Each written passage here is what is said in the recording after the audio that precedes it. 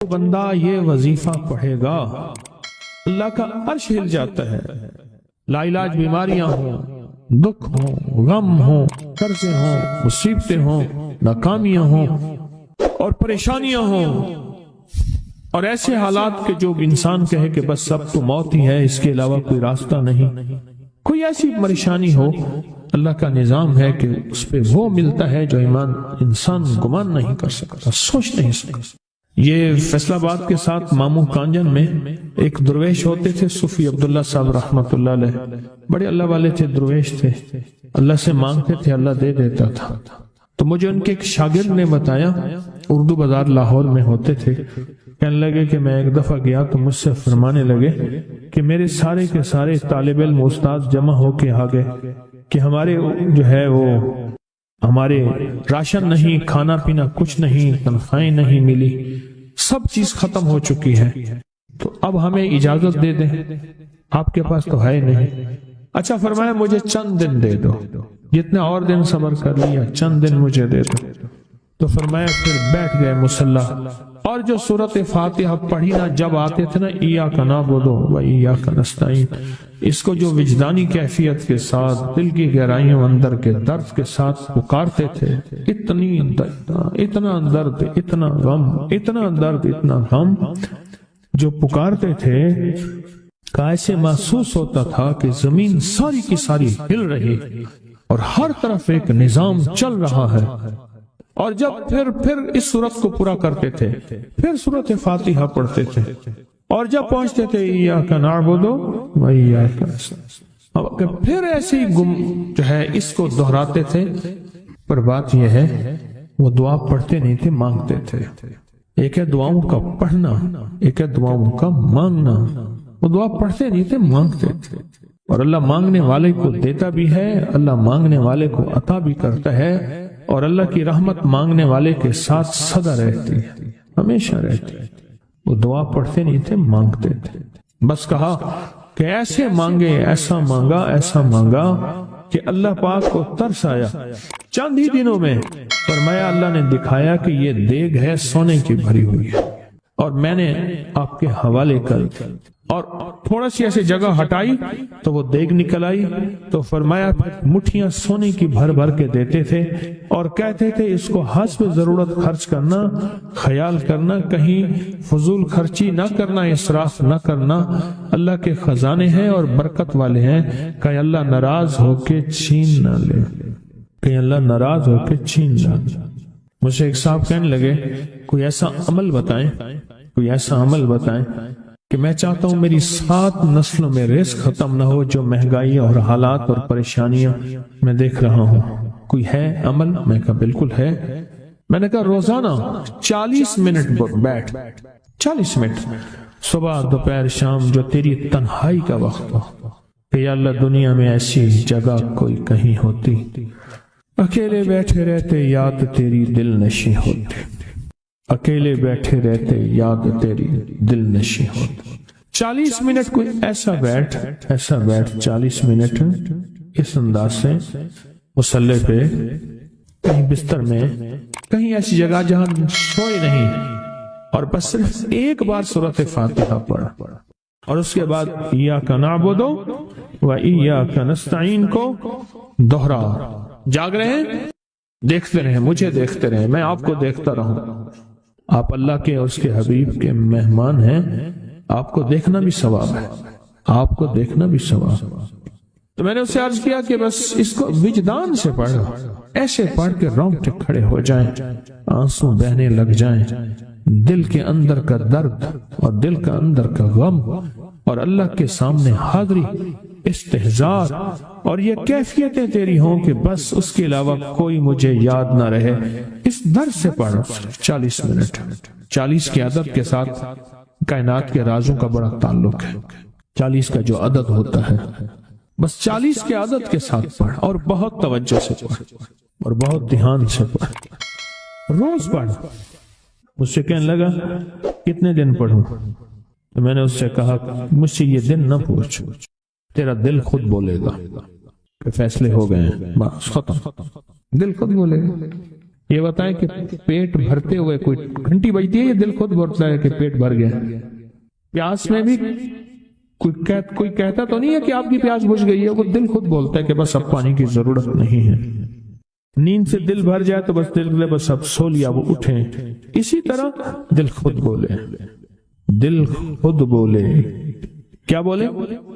دل خود بولے، اور دل اندر بولے، دل اندر بولے کہ اللہ پاک جل شانہ نے نسلوں کے لیے رزق کی عزت، دولت، برکت کے فیصلے کر دی، بس دل بولے۔ کتنے دیر کر؟ اب یہ تیری اپنے مانگنے میں ہے، اب یہ تیری اپنے مانگنے میں ہے۔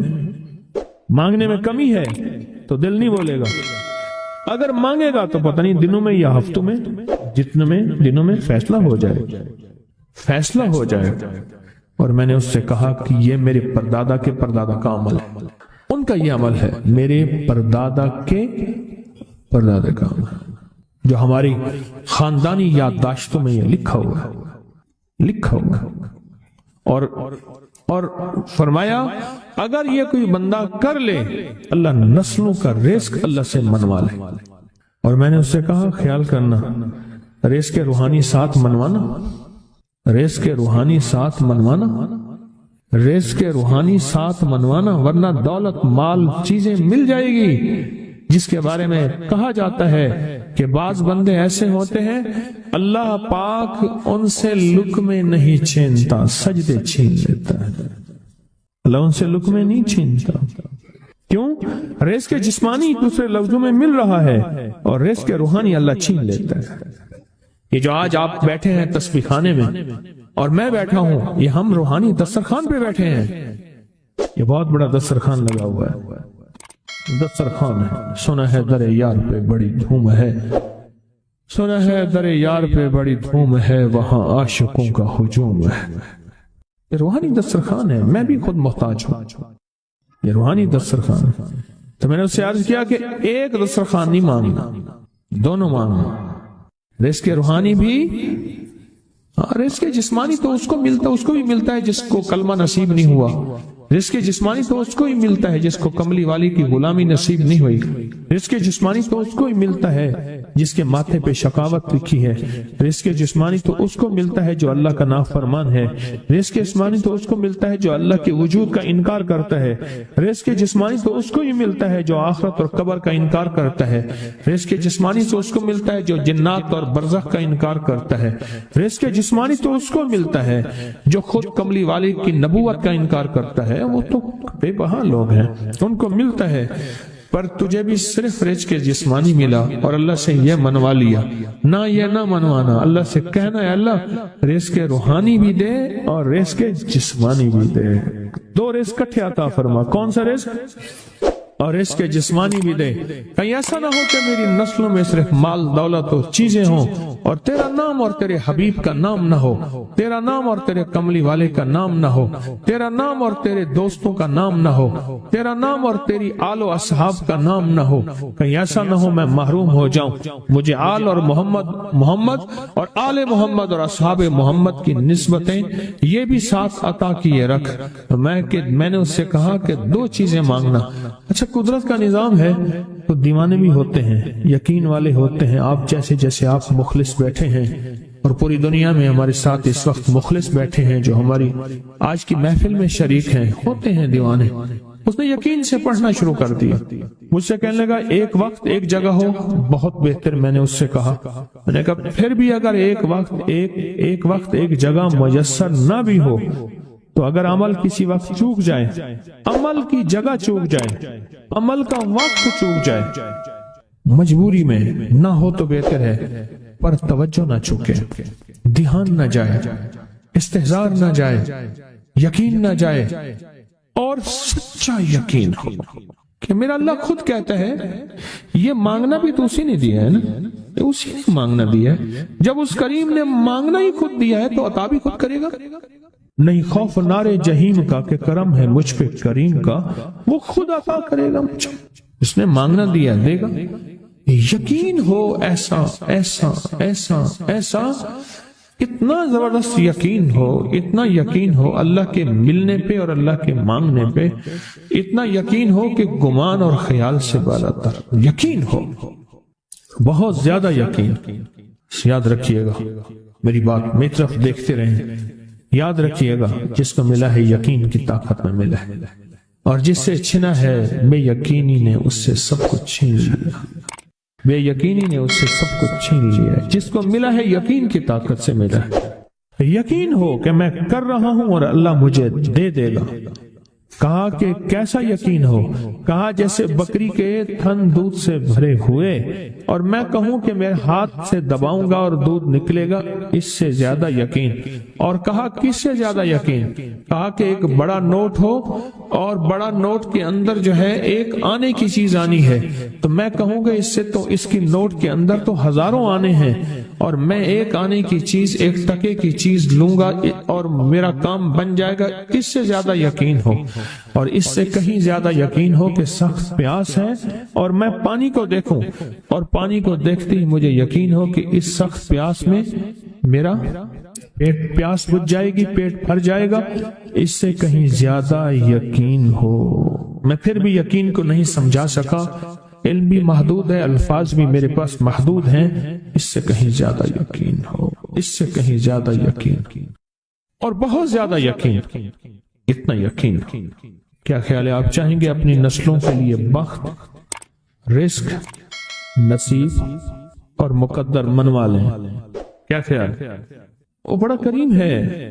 میں نے ابھی نہیں بتایا کہ قرآن کا واقعہ سنایا، حضرت موسیٰ اور خضر علیہ السلام کا قرآن کا واقعہ سنایا کہ ان کی 7 نسلوں کا جو ابا تھا نا، وہ 7 نسلوں میں پہلے والا ابا، دادے کے دادے کے دادے کا دادا، وہ نیک تھا، وہ دعائیں مانگتا تھا، وہ اللہ کے ساتھ تعلق میں تھا، اس کا تقوی تھا، وہ اس کی نیکی کا اثر، اس کی نیکی کا اثر، اس کی نیکی کا اثر نسلوں میں منتقل ہوا، نسلوں میں منتقل ہوا۔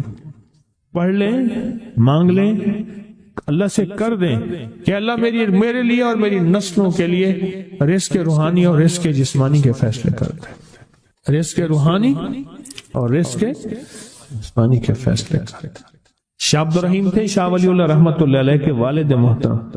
انہوں نے شاہ ولی اللہ سے کہا بیٹا میں تجھے روحانی مشقیں کرا رہا ہوں، ایک مشق ایک بھی کر لے، اپنے لیے اور اپنی نسلوں کے لیے اللہ سے رزق منوا لے، اللہ سے رزق منوا لے۔ تو پوچھا کہ حضرت میں رزق کیسے منواؤں؟ فرمایا کہ کچھ وقت ایسا نکالا کر، ایسا وقت نکالا کر 2 گھڑی اور 3 گھڑی کا، ایک ساتھ 2 گھڑی اور 3 گھڑی، ایک ساتھ تقریباً 21 منٹ کی ہوتی ہے، تقریباً 21 منٹ کی، 2 ساتیں مل جائیں تو 40 منٹ بنتے ہیں، تو ایک ساتھ 2 ساتھ 3 ساتھ کی گھڑی میں کہ بیٹھ کے نا سورۃ فاتحہ اور اس میں ایاک نعبد و ایاک نستعین کا تکرار اور استحضار کیا کر، اور ایسا کیا کر تیری آنسوں بہیں، تیرا دل روئے، تیری آنکھیں روئیں، تیرے رونگٹے کھڑے ہوں اور رواں رواں، اور اس کے اندر سے تیرا پل پل، تیرا من، تیرا جذبہ، تیری سوچیں بولیں، کیا بولے؟ ایاک نعبد و ایاک نستعین۔ ایک میلہ تھا اللہ کے نیک بندوں کا، تو اس میں 70 اولیاء جمع ہوئے، 70 اولیاء جمع ہوئے۔ ہر اللہ کے ولی نے کہا کہ آپ کوئی ایسا وظیفہ بتائیں، ایسی تصویر بتائیں، ایسا ذکر بتائیں جو اللہ کے عرش کو ہلائے اور جو اللہ کی ذات کو متوجہ کر دے، جو اللہ کے تعلق کو نصیب کر دے، کوئی ایسا ذکر، کوئی ایسی تصویر بتائیں۔ فرمایا سب نے بتایا کہ سورۃ فاتحہ ہے، اور اب سب سے پوچھا سورۃ فاتحہ میں کوئی ایسا جز بتائیں جو سورۃ فاتحہ کا دل ہو۔ سورۃ یاسین قرآن کا دل، لیکن سورۃ یاسین کا دل سلام قولا من رب الرحیم۔ ہر سورت کے اندر اللہ پاک نے کچھ نعمتیں، کچھ نقطے رکھے ہیں تو فرمایا سورت فاتحہ کا دل. تو میلے میں جتنے بھی اولیاء 70 بیٹھے تھے سب نے کہا کہ اگر سورت فاتحہ کا دل پانا ہے تو وہ صرف کیا ہے؟ ایاک نعبد و ایاک نستعین. اس کا مفہوم عام سادہ سے یہ ہے کہ مولا غلامی تیری در کسی اور کا. جب غلام تیرے ہیں، منگتے تیرے ہیں، بھکاری تیرے ہیں، محتاج تیرے ہیں، پھر در بھی تیرا ہے، پھر در بھی تیرا ہے اور کسی کا در مولا نہیں ہے. پھر در بھی تیرا ہے، تیرے در کے ہم محتاج، تیرے بر کے ہم غلام. تو میں نے اس سے کہا کہ یہ وظیفہ کر، سارا دن پڑھی ایاک نعبد اور کام بھی کرتا رہے، وضو بے وضو چلتا بھی رہے، یہ پڑھتا بھی رہے، پڑھتا بھی رہے، پڑھتا بھی رہے. چند دن چند ہفتے یہ عمل کر، اور رات سوتے ہوئے سورت فاتحہ پوری کر 40ویں، اور پھر درود پاک پڑھتے پڑھتے سو جا. 70 اولیاء نے فرمایا کہ جو بندہ یہ وظیفہ پڑھے گا اللہ کا عرش ہل جاتا ہے اور فرشتوں میں کوہرام مچ جاتا ہے، اور فرشتوں میں اللہ کی بارگاہ میں فریادیں ہوتی ہیں کہ یا اللہ یہ بندہ ہے اور اس نے یہ عمل کیا ہے، یہ وظیفہ کیا ہے اور ابھی تک اس کی دعا قبول نہیں ہوئی، یہ مانگا ہے ابھی تک دعا قبول نہیں ہوئی. فرشتوں میں یہ کوہرام مچ جاتا ہے. ایک اللہ کے دوست تھے، سوتے سوتے ایک دم اٹھ بیٹھے. اٹھنے کے بعد وجدانی کیفیت کے ساتھ جو ہے یہ وظیفہ پڑھنے لگے. تو کسی نے پوچھا کہ حضرت کیا ہوا؟ فرمایا میں نے دیکھا کہ اللہ کے عرش کے نیچے جنتی ہیں اور وہ ٹہل رہے ہیں اور سب کی زبان پہ یہی وظیفہ ہے، ایاک نعبد و ایاک نستعین. سب کی زبان پہ یہی وظیفہ ہے اور سب یہی پڑھ رہے ہیں. میری ایک درخواست ہے سورۃ اخلاص 2 تسبیح زندگی کا معمول بنا لیں، اس کو تو کبھی نہ چھوڑیں. کیا خیال ہے؟ 2 تسبیح زندگی کا معمول بنا لیں، اس کو کبھی نہ چھوڑیں. اس کا فائدہ کیا ہوگا؟ اس کے انوکھا فائدہ ہوگا. اللہ پاک نا نور کی برکت سے، اعمال کی برکت سے نسلوں میں نور اور خیر عطا فرماتے ہیں. پھر نسلوں میں وہ نور چلتا ہے، نسلوں میں وہ برکتیں چلتی ہیں. بعض اوقات دوسری نسل میں، بعض اوقات تیسری نسل میں، اور بعض اوقات اسی نسل میں. عرض کر رہا تھا کہ اپنی زندگی میں اس نور کی روشنی کو ساتھ لے کر چلے. 2 تسبیح سورۃ اخلاص کی تو زندگی میں نہ چھوڑیں. سفر میں جا رہے ہیں، حضر میں جا رہے ہیں، صحیح جا رہے ہیں، پیدل چلتے پڑھ لیں، گاڑی چلاتے پڑھ لیں، گاڑی میں بیٹھے پڑھ لیں، کہیں دفتر میں بیٹھ کے پڑھ لیں، مجبوراً وضو نہیں تو بھی پڑھ لیں، پر چھوڑے نہیں. کیوں؟ آپ کی زندگی میں اس کا نور نسلوں میں منتقل ہوگا اور اس کا نور نسلوں میں جائے گا اور نسلوں میں رزق، دولت، عزت کے اللہ دروازے کھول کے دکھائے گا. ایسا نور ملے گا آپ سوچ نہیں سکتے. ایسا نور ملے گا. کون سا مسلمان ہے جو کہتا ہے مجھے سورۃ قل ہو اللہ، سورۃ اخلاص نہیں آتی؟ ہر بندے کو آتی ہے. اگر کوئی کمزور علم رکھنے والا ہے تو تھوڑی سی محنت کرے، یاد کرے تو اس کو یاد ہو سکتا ہے. ایک میں آپ کو عجیب بات بتاؤں. شیخ ابوالحسن شاذلی رحمت اللہ علیہ، شاذلی سلسلہ، کہ جب تو اللہ سے خالص محبت کرنا چاہتا ہے اور چاہتا ہے کہ اللہ اس کے حبیب کی خالص محبت تیرے دل میں اتر جائے، اللہ اس کے حبیب کی خالص محبت تیرے دل میں اتر جائے، اور قیامت کے دن جب اعلان ہو وَامْتَازُ الْيَوْمَ أَيُّهَا الْمُجْرِمُونَ، مجرم علیحدہ ہو جائیں، ہمارے دوست علیحدہ ہو جائیں، ولی علیحدہ ہو جائیں، بدکار علیحدہ ہو جائیں، تو اس وقت تو اللہ کے دوستوں کی لسٹ میں ہو تو ایک عمل کر لے. فرماتے ہیں وہ عمل ہے کہ سورۃ اخلاص کو اپنے دل کی دنیا میں جگہ دے دے. اللہ اکبر. شیخ ابوالحسن شاذلی رحمت اللہ علیہ فرماتے ہیں، اور فرمایا جو سورۃ اخلاص پڑھے گا وہ حالت ایمان سے دنیا سے رخصت ہوگا، حالت ایمان دنیا میں سے رخصت ہوگا اور ایمان کی آخری کیفیت میں رخصت ہوگا. اور ایک اللہ کے ولی نے اپنا مشاہدہ بیان کیا. میرے پاس لوگ آئے رزق کی تنگی میں مبتلا تھے، میرے پاس لوگ آئے بدحال ہو چکے تھے، میرے پاس ایسے لوگ آئے جن کی تنخواہیں بچتی نہیں تھیں، میرے پاس ایسے لوگ آئے جن کے گھر میں جھگڑے ناچاکیاں تھیں، اور میرے پاس ایسے لوگ آئے جن کی زندگیاں تنگ تھیں اور جو نیکی کرنا چاہتے تھے کر نہیں سکتے تھے، خیر میں آنا چاہتے تھے آ نہیں سکتے تھے، اور برائیاں ان کا راستہ چھوٹی نہیں تھی اور نیکی کے دروازے بند تھے۔ کہا میں نے ان سے کہا کہ 2 تسبیح سورت قل ہو اللہ کی پڑھ لو۔ جب سے انہوں نے پڑھنا شروع کیا سورت قل ہو اللہ ان کا ضامن بن گیا، اور سورت اخلاص ان کا سہارا بن گئی، اور سورت اخلاص ان کا ساتھی بن گئی، اور سورت اخلاص ان کا محافظ بن گئی، اور سورت اخلاص ان کا معاون بن گئی، اور سورت اخلاص ان کو زندگی میں لے کر چلنے والی روشنی بن گئی، اور ان سے سارے اندھیرے چھٹ گئے اور ساری ظلمتیں چھٹ گئیں، اور خیریں اور برکتیں ان کی چوکھٹوں ان کے دروں کو مالا مال کر دی۔